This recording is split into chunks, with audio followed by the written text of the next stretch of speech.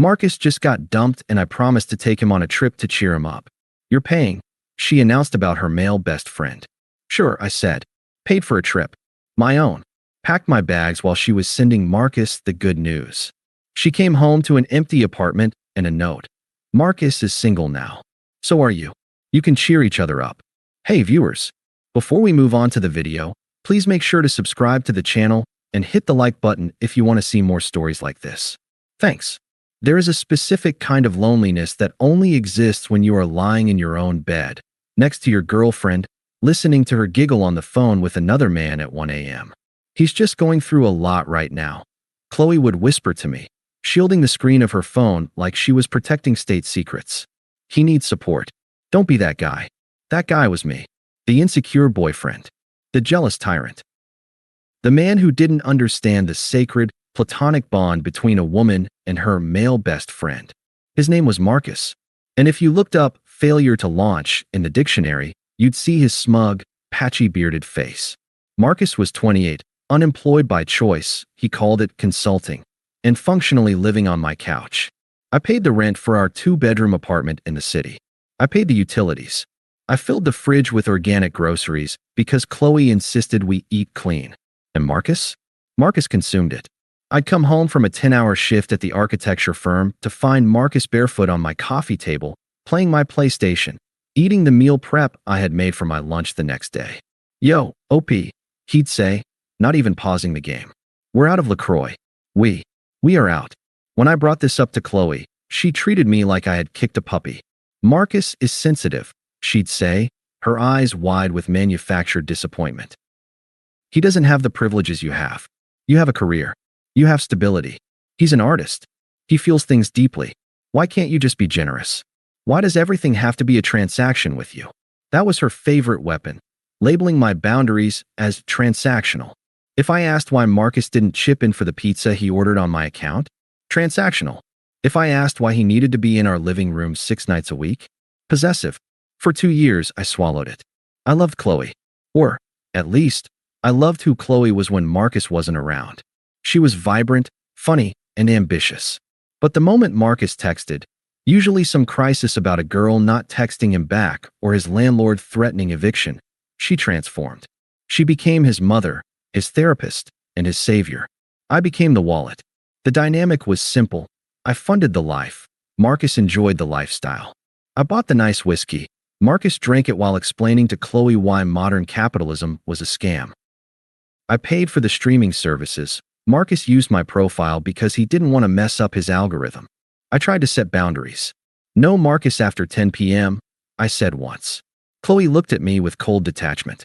He's like a brother to me. If you can't handle my family, you can't handle me. It's embarrassing to admit how long I let that slide. I convinced myself I was being the good guy. I was the stable provider. I was the rock.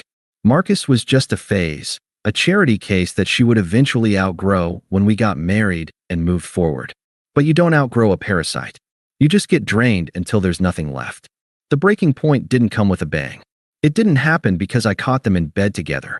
It happened on a Tuesday, over something as trivial as a bonus check and a breakup. I had just landed the biggest commission of my career. It was a massive commercial project I'd been grinding on for 6 months. The bonus was significant, enough to clear my student loans or, as I had secretly planned, put a down payment on a house for us.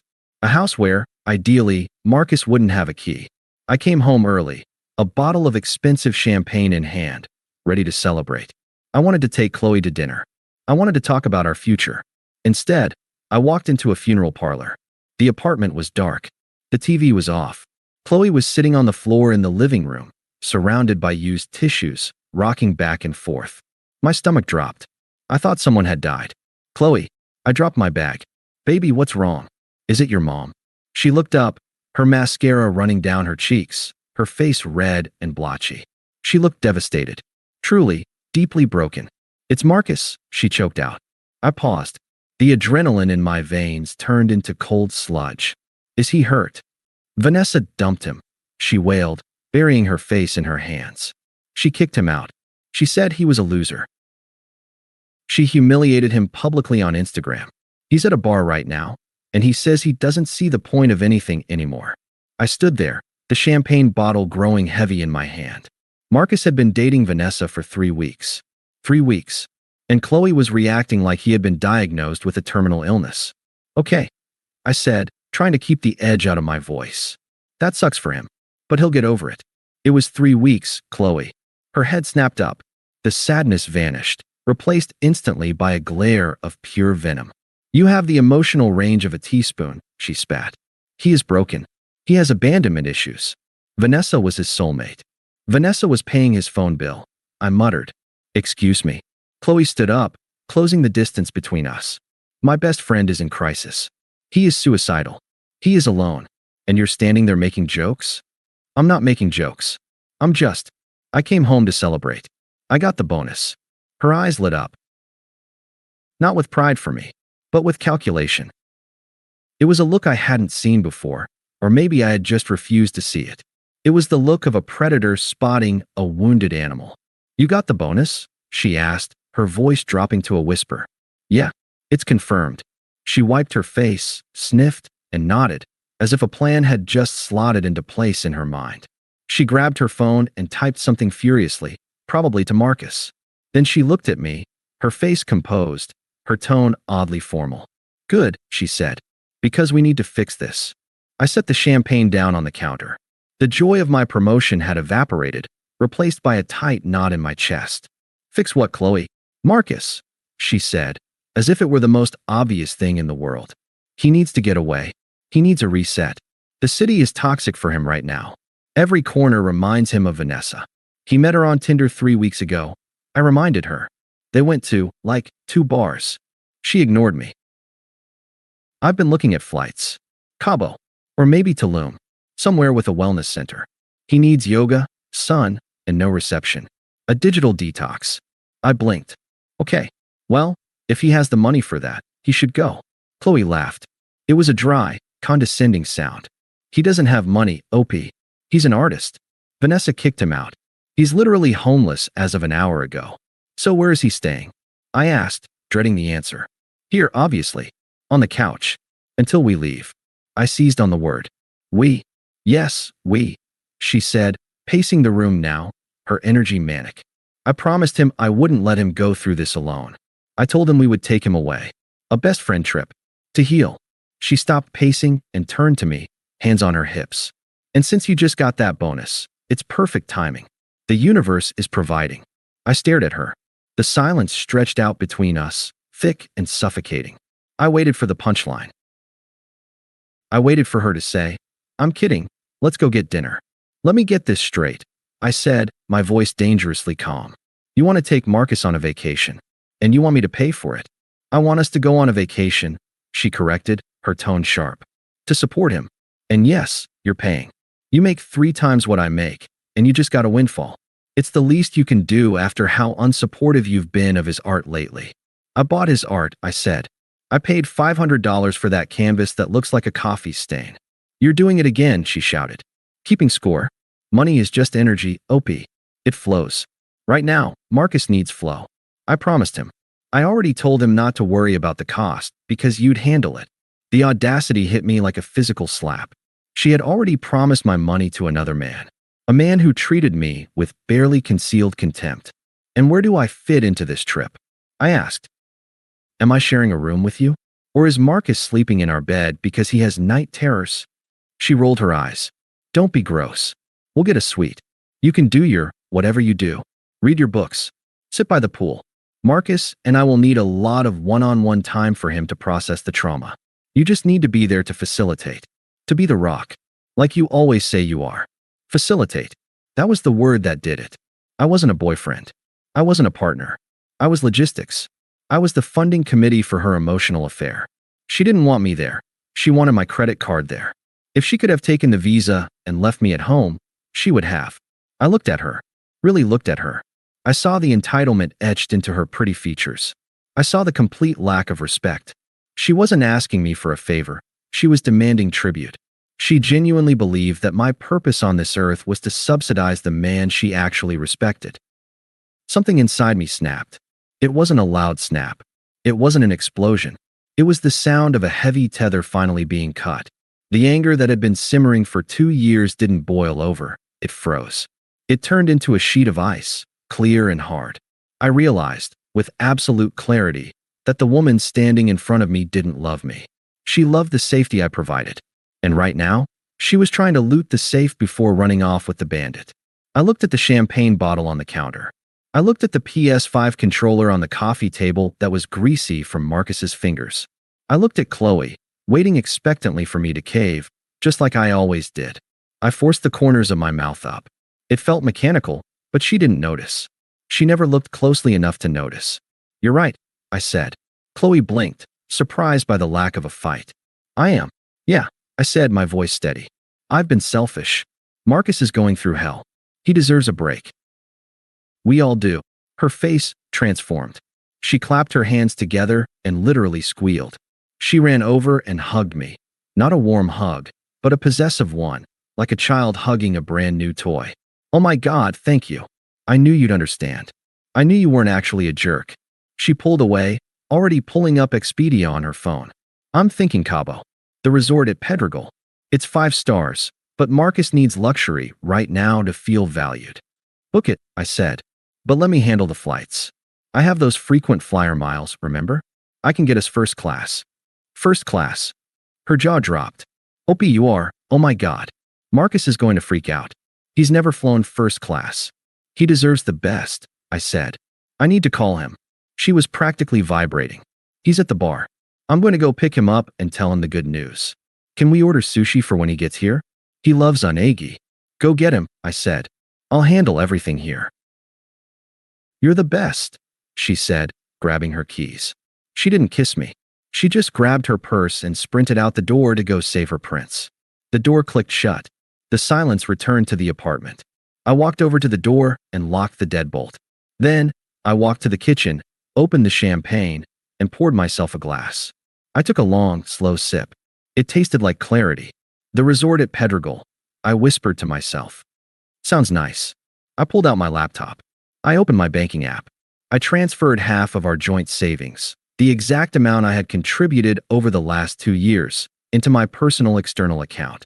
I removed my card from the Uber Eats account. I removed it from the Amazon account. I canceled the Spotify family plan. Then, I went to the airline website. I booked a ticket for the dates she wanted. First class, window seat, 1 passenger, destination, Tokyo. I had always wanted to see Japan. Chloe hated the idea because she didn't like raw food and thought anime was for children. Marcus, of course, agreed with her. I finished the glass of champagne. Then I went to the bedroom and pulled down my largest suitcase. I didn't have much time. She would be back with Marcus in maybe 2 hours, drunk on victory and expecting premium sushi. I didn't plan on being there when they arrived. And I certainly didn't plan on paying for the unagi. I moved with the efficiency of a crime scene cleaner. The moment the deadbolt clicked, I started a timer on my phone. 2 hours. That was my window before Chloe returned with her broken artist. I didn't pack clothes first. I packed the leverage. I unplugged the 65-inch OLED TV I had bought for the Super Bowl 3 months ago. I boxed up the PS5 and the controllers, even the greasy one Marcus liked. I took the Dyson vacuum cleaner. Chloe loved it, but I paid for it. I took the espresso machine that cost more than Marcus's entire wardrobe. I even took the high-thread count Egyptian cotton sheets off the bed, leaving the mattress bare. It wasn't about the objects. I didn't even really care about the TV. It was about the message. These weren't shared assets. They were subscriptions to a service she had just canceled by treating me like an ATM. I called the landlord, Mr. Henderson. He was an old-school guy who liked me because I actually fixed things instead of calling him for every leaky faucet. "Hey, Mr. Henderson. It's Opie. I'm moving out today." "Today? You're on the lease until August, son." "I know. I'm transferring the full penalty fee to your account right now. 2 months' rent. But take my name off the lease effective immediately. Chloe is staying. She'll be responsible for the rent moving forward." "Does she know?" "She will in about 90 minutes. "All right. If the money clears, I don't care who stays. But if she misses a payment, she's out." "Understood." I transferred the money. It hurt to see that chunk of savings vanish, but I viewed it as a severance package. The price of freedom. Next, I called the utility companies. Power, water, internet. all in my name. I scheduled a disconnect for the following morning. I didn't want her to come home to a dark apartment. That seemed petty. I wanted her to wake up in a dark apartment. That seemed educational. By the 90-minute mark, the apartment looked like a skeleton. The walls were bare. The entertainment center was empty. The kitchen counters were stripped of the toaster, the blender, and the knife block. I packed 2 suitcases with my clothes, my laptop, and my documents. I left her stuff untouched. Her piles of fashion magazines, her yoga mats, her collection of crystals that were supposed to ward off bad energy. Ironically, they didn't seem to be working. I stood in the middle of the living room one last time. It echoed now. It felt cold. I walked to the kitchen counter. I took a piece of the heavy, cream-colored cardstock Chloe used for her affirmation notes and a thick black marker. I wrote the message clearly. No scribbles. No angry exclamation points. Just facts. Marcus is single now. So are you. You can cheer each other up. I placed the note right next to the spot where she would expect the sushi to be. I put her apartment key on top of it. My phone buzzed. A text from Chloe. We're 10 minutes away. Marcus is feeling a little better, but he's starving. Did you get the onagi? Also, can you transfer me $200? I want to buy a bottle of tequila for the house. I didn't reply. I grabbed my suitcases, walked out the door, and locked it for the last time. I threw my bags into the back of the Uber Black I had waiting. Where to? The driver asked. International Terminal, I said. And can you play some music? Anything upbeat. As we pulled away from the curb, I saw Chloe's Honda turning onto the street. I slouched down in the seat, watching them pass. I saw her silhouette in the driver's seat, animating a story with her hands. I saw Marcus in the passenger seat, looking out the window, looking bored. They had no idea they were driving into a disaster zone. The United Polaris Lounge is a quiet place. It smells like expensive cologne and silence. I was sitting in a leather armchair, a glass of scotch in one hand and a plate of buffet food in the other, when the vibration started. I had set my phone to Do Not Disturb, but I had left notifications on for favorites, just in case of a family emergency. I watched the screen light up. Chloe, 3 missed calls. Chloe, 5 missed calls. Then, the texts began to roll in. I unlocked the phone and watched them appear in real time, like a news ticker of a collapsing civilization. Chloe, 7:14 p.m. Where are you? Why is the TV gone? Chloe, 7:15 p.m. Is this a joke? Did we get robbed? Chloe, 7:18 p.m. Opie, pick up the phone. This isn't funny. Chloe, 7:22 p.m. My card got declined for the sushi delivery. You canceled the joint card? Marcus is hungry. I took a sip of scotch. The burn was pleasant. I imagined the scene. Marcus whining about his hunger while Chloe frantically tried to swipe a piece of plastic that was now just a scraper for ice. Then came the silence. A 10-minute gap. She found the note. Chloe, 7:35 p.m. You are a psychopath. Chloe, 7:36 p.m. You left me? Like this? Because I wanted to help a friend? Chloe, 7:38 p.m. Marcus is crying now. Thanks a lot. He thinks this is his fault. I hope you're happy destroying 2 people's lives. Chloe, 7:45 p.m. Where did you go? You can't just leave. We have a lease. I decided to break my silence with a single logistical update. I didn't want there to be any confusion about the legalities. Me. I paid the lease break fee. The apartment is yours if you can pay the rent next month. If not, you have 30 days. Utilities cut off tomorrow at 8 a.m. Good luck. Then I blocked her number. It was like closing a blast door. The noise stopped instantly, but the blast radius was wide. Within minutes, the flying monkeys arrived. Sarah, Chloe's friend. Wow. I always knew you were distant, but leaving Chloe destitute? That's financial abuse, OP. You need to send her money right now. Marcus, via a new number bro, low blow. Chloe is a mess. Be a man and come talk to her. Also, you took the PS5?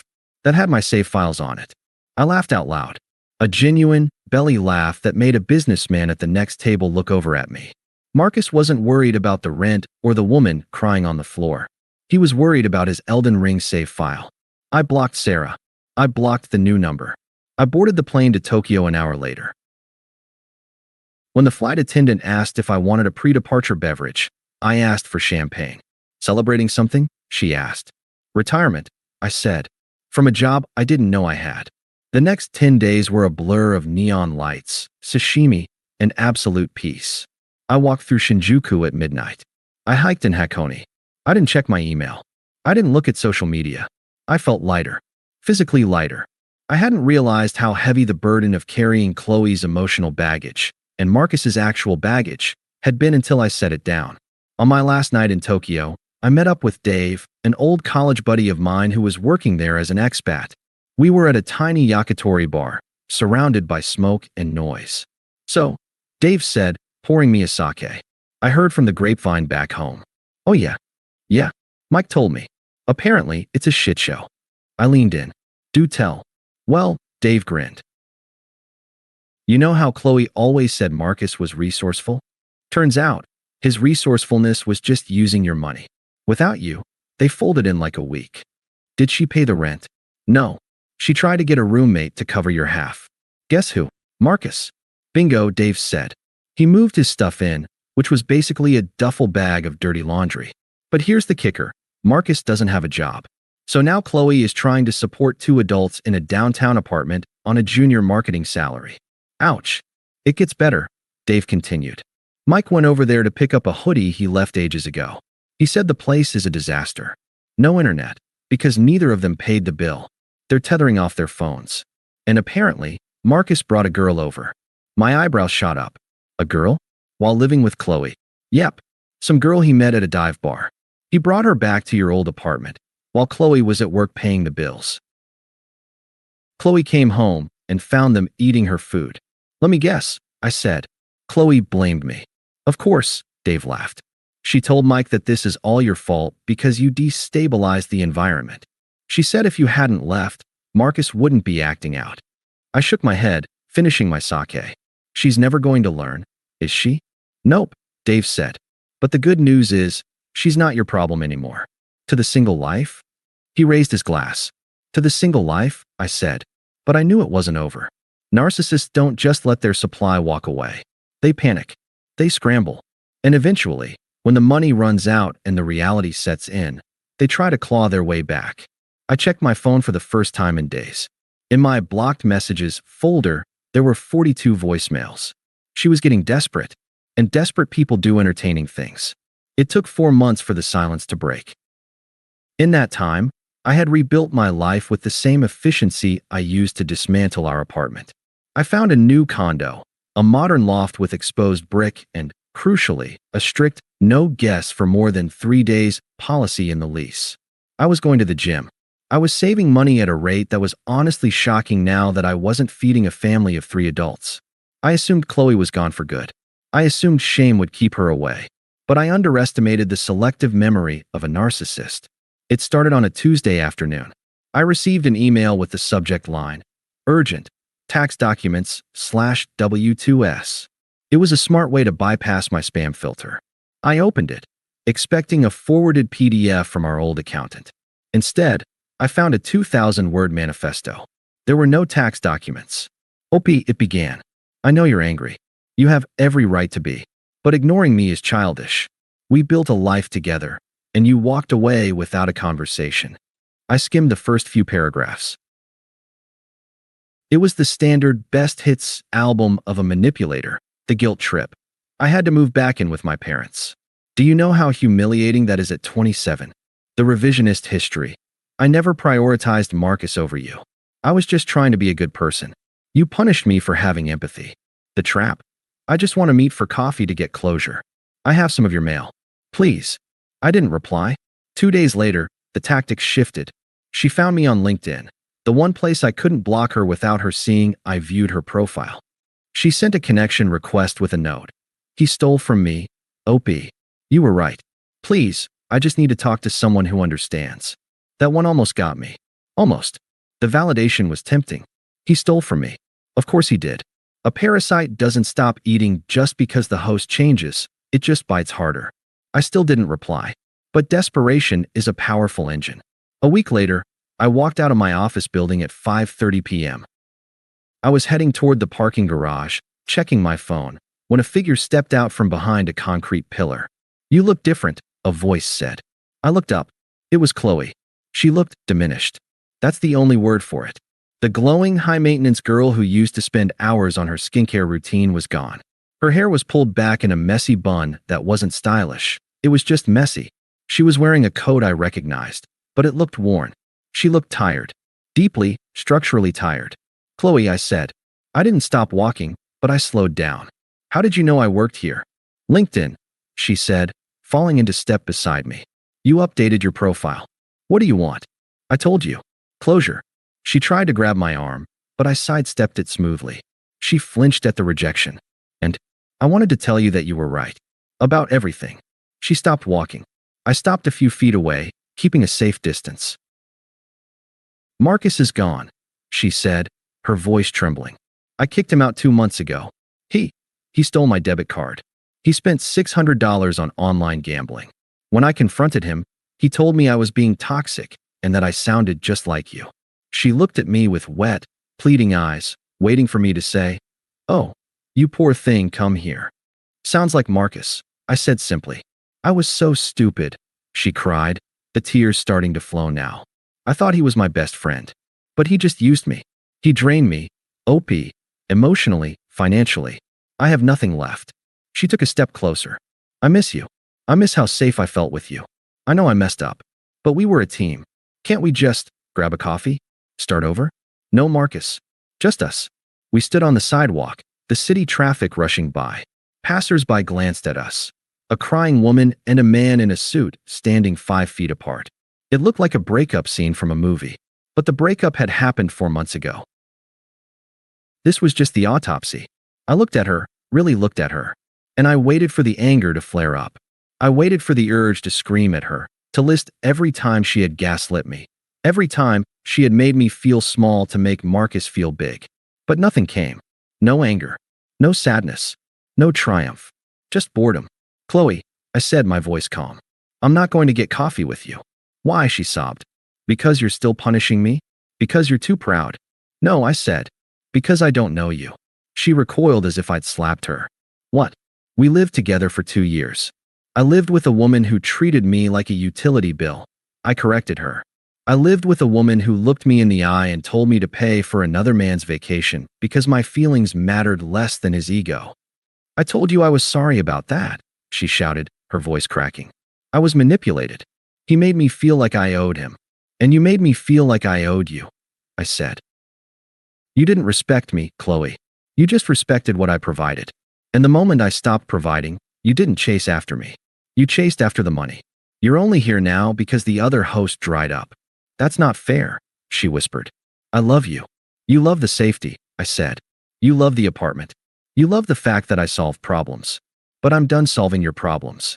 She wiped her face, her expression hardening. The sadness was evaporating, replaced by the familiar entitlement. The mask was slipping. So that's it, she snapped.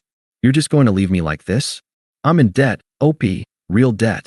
My credit score is tanked because of that apartment. You have a responsibility here. I really don't, I said. I paid the break fee. I gave you a choice. You chose to stay. You chose Marcus. You bet on the wrong horse. You are such a cold prick, she hissed. I hope you end up alone. I laughed. It was a short, dry sound. That's the funny thing, Chloe, I said, checking my watch. I've been alone for the last 4 months. Truly alone. And I have never been happier. I have money in the bank. I have peace and quiet. I don't have to apologize for existing in my own home. I turned toward the parking garage. Wait, she called out, her voice desperate again. Please, can you loan me $500? Just for rent? My parents are driving me crazy. I'll pay you back. I stopped and looked back at her one last time. Ask Marcus, I said. Then I walked away. She screamed something after me, an insult, or maybe a curse, but the sound of the city swallowed it up. I didn't look back. I walked into the cool, concrete silence of the garage, got into my car, and drove home. That was 6 months ago. I haven't heard from Chloe since. According to the grapevine, Dave, mostly, she's back in her childhood bedroom in the suburbs. She's working double shifts to pay off the credit card debt Marcus racked up in her name. She posts a lot of quotes on Instagram about toxic men and healing, but our mutual friends have mostly drifted away. It's hard to play the victim when everyone watched you hand the knife to the person who stabbed you. As for Marcus, he's doing what Marcus does. He found a new girl, some 19-year-old art student with a trust fund and low self-esteem. He's mentoring her. I give it 6 months before she wakes up and realizes her tuition money is going toward his Elden Ring DLCs. But that's not my problem. I'm currently sitting in the lounge at JFK. I'm waiting for a flight to the Swiss Alps. This time, I'm not going alone. I'm going with a woman named Elena. We met at a bookstore 3 months ago. She's an architect, too. When we booked this trip, I instinctively reached for my card to pay for both of us. Old habits die hard. Elena stopped my hand. "What are you doing?" she asked. "Getting the tickets," I said.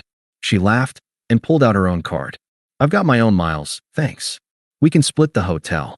I stared at her for a second, stunned. It was such a small thing. A basic, normal adult interaction. But after 2 years of being a wallet with a pulse, it felt like a revolution. "You okay?" she asked. "Yeah." I smiled, putting my card away. "I'm great." I looked down at my phone one last time before switching it to airplane mode. No frantic texts. No demands. No drama. I thought back to that note I left on the counter. "Marcus is single now. So are you." It was the truest thing I ever wrote. But I left out the most important part. I was single too. And for the first time in my life, I was free. Thanks for watching. Make sure to subscribe to the channel and hit the like button. What do you think about this story? Share it in the comments.